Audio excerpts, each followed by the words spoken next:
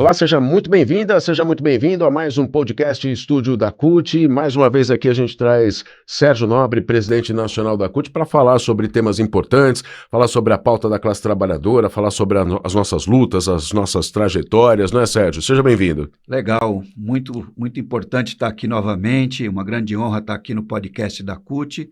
E a gente sabe que a chamada grande imprensa não dá espaço para a classe trabalhadora falar. Então, espaços como esse é muito importante. E, aliás, quem está nos assistindo, né, convidar mais pessoas para participar aqui, assistir, porque é sempre assunto relevante. Você faz, você assiste, você revê, você curte, você compartilha, você comenta, né? Manda para todo mundo para poder assistir. Por que a gente faz aqui?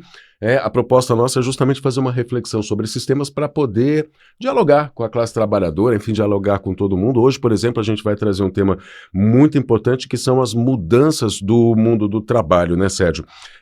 A gente vai falar sobre essas mudanças, isso envolve tecnologia, enfim, eu queria que você dissesse quais são essas mudanças no mundo do trabalho que a gente tem visto nos últimos tempos, como elas impactam, né? E o modelo sindical precisa se atualizar frente a essas mudanças, né? Então, isso é o grande tema hoje do movimento sindical. Agora, para as pessoas, né, entender, o nosso modelo sindical ele foi criado com Getúlio Vargas na década de 40 e ele foi montado para representar a classe trabalhadora que existia naquela época, né? Então, eram aqueles que tinham a carteira assinada, né, os trabalhadores seletistas, e também aqueles do serviço público que são concursados, né? Num primeiro momento, os trabalhadores rurais estavam fora, né, dessa organização, depois eles foram incorporados. Então, o nosso modelo hoje, modelo sindical, representa esse segmento. Então, com o passar do tempo, outras modalidades de trabalho foram surgindo. Então, por exemplo, o microempreendedor, né? O que é um microempreendedor? Ele é um empresário? Não, ele é um metalúrgico, né, que perdeu o emprego e não conseguiu voltar para o mercado de trabalho e ele montou um pequeno negócio, né? Ele vende pastel, ele tem uma barraca na feira, ele fez um puxadinho e tal. Então, a identidade dele é com o movimento sindical, a identidade dele não é com a Fiesp, ele é um trabalhador que trabalha para ele, né? Então, assim como o advento das plataformas, que é a face mais visível, né? Então, as pessoas trabalham com a sua moto, trabalham com o seu carro, no Uber. Ele é um trabalhador, né, que tem uma jornada extenuante, né? Mas ele não tem contrato de trabalho.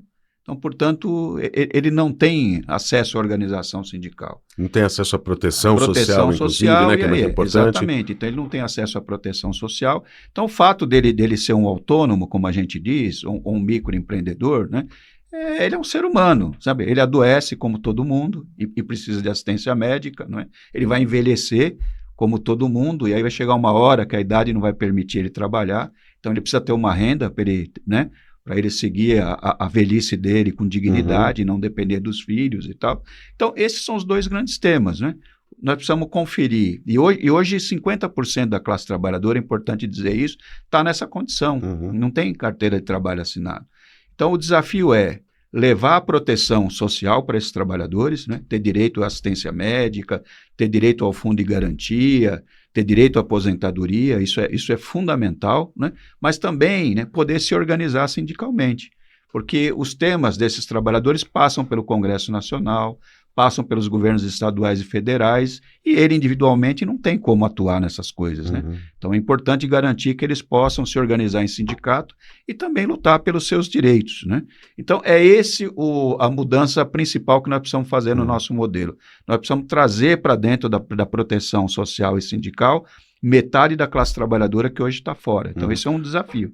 E como fazer isso? Tem um norte para isso, um caminho? O caminho é um projeto de lei que altere o modelo sindical, né? Que é isso que nós estamos trabalhando hoje, na verdade, num grande consenso de todas as centrais sindicais, né? E vamos atuar dentro do Congresso Nacional para a gente fazer essa mudança. O presidente Lula, né, o primeiro ato dele em janeiro, quando ele tomou posse em 23, foi criar uma mesa nacional em que está o Ministério do Trabalho, tá os setores empresariais, as centrais sindicais, para repensar esse modelo. Agora, aí nós temos que passar no Congresso Nacional. Hoje a ideia do projeto está praticamente definida, o que falta é levar para o Congresso Nacional e aprovar.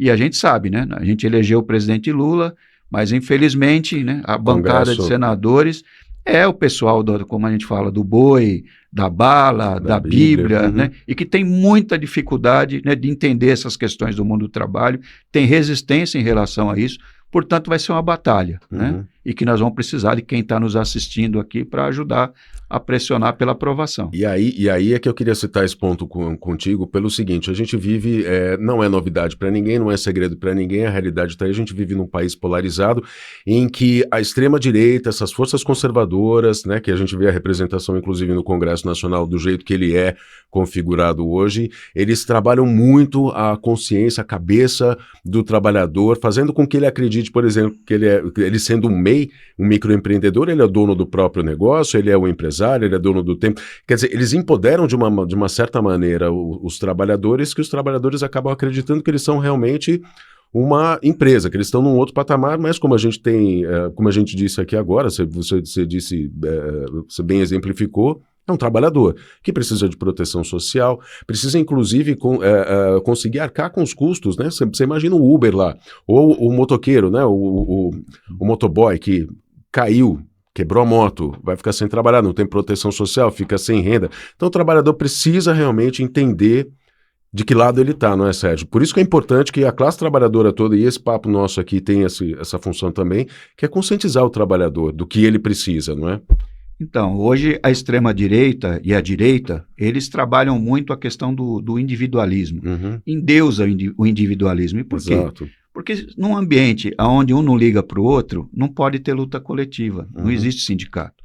Aliás, a arma mortal, né, para o movimento sindical é o individualismo, a pessoa achar que não precisa de ninguém, né? Então é por isso que eles estimulam isso o tempo inteiro. Então, assim, você não precisa de Estado, você não precisa de sindicato. Isso é repetido na grande imprensa, na televisão, o tempo todo, né? Pelos grandes telejornais, é o tempo todo essa coisa. Não precisa do Estado, o Estado é só imposto, é só não sei o quê, é só não sei o que, coloca isso na cabeça da pessoa. E ele só vai descobrir que ele precisa do Estado e precisa de proteção no momento mais duro da vida dele, que é aquilo que você falou, né? Quando um jovem cai com a moto, quebra a perna em 2, 3 lugares, né? Como é que ele se vira, né? Aí ele vê. Sabe que ele precisaria ter assistência médica e não tem, sabe que a família dele precisa comer, precisa levar comida para casa e não tem salário para levar. Então é de forma mais dura. Quando descobre uma doença, né? E aí percebe, né, que ele precisaria ter a proteção que ele não tem, não é? Então é isso, né? E todo mundo sabe que se você começar a endeusar as pessoas a não contribuir com o Estado, não contribui com a Previdência que é a coisa mais extraordinária. Você pode ir para qualquer país do mundo, as pessoas olham para o Brasil e falam, vocês têm uma coisa fantástica que é a Previdência Social, ampara o cara quando ele está doente, né? E quando ele fica velho, ele tem uma pensão para ele poder, sabe, envelhecer com dignidade, né? Agora, para que isso seja sustentável, as pessoas têm que contribuir. Então, se cada vez as pessoas deixam de contribuir com a Previdência, o que vai acontecer logo na esquina ali? Precisa ser um grande economista para saber. Nós vamos destruir um modelo que é fantástico, extraordinário. Então, é o contrário, né? Então, a pessoa não pode esperar, sabe, a idade chegar para depois, a hora que não conseguir mais trabalhar, para saber o que vai fazer da vida, né? Então, você pode conciliar muito bem. Tem uma coisa que é importante, que os autônomos falam, né? O bom da autonomia é que você não tem um chefe para te encher o saco, ficar mandando em você. Você não tem um horário para chegar e para sair, não é? Você tem uma certa liberdade para organizar o seu trabalho. Isso é importante, não é? Então, eu que sou metalúrgico, eu sou de uma fábrica montadora de caminhões, eu sei que sabe, ter um horário para chegar, ter um chefe chato, te enchendo o saco. Ninguém gosta dessas coisas, tá certo? Agora, você pode conciliar, que é o que a gente fala, né? A liberdade que você tem de organizar o seu trabalho, você pode ser um autônomo, um microempreendedor, agora você precisa ser portador de direito. Então é isso, é liberdade com proteção, que é isso que a gente fala, né? Isso é muito agora, importante. Liberdade sem proteção, não. Né? Então, meu pai sempre falava isso, né? Quando eu comecei a trabalhar com 14 anos, ele falou, ó, tem 2 carteiras que você não pode abrir mão de jeito nenhum. Uma é a carteira de trabalho assinado e recusa trabalhar sem ela. Porque se você trabalhar sem carteira, você é uma pessoa que não tem proteção. E você vai descobrir de maneira mais dura o que é não ter proteção, mesmo que leve tempo, né? E a outra coisa é a carteirinha do sindicato, porque quem te protege é o sindicato, né? Sem a carteira do sindicato, você é um desorganizado.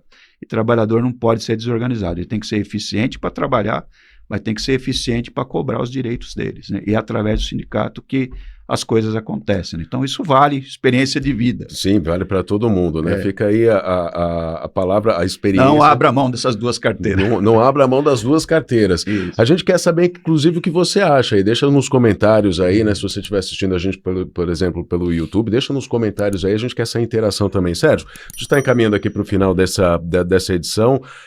O que mais que a gente pode dizer? Rápido, hein? Passa rapidinho, né?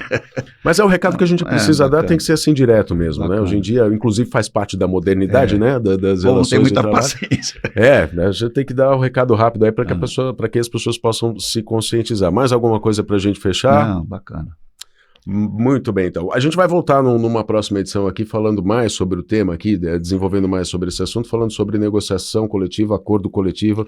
É importante, né, Sérgio? Muito importante. Então, até a próxima edição a gente se fala. Sérgio, mais uma vez, obrigado. Obrigado a você, é uma honra estar aqui de volta.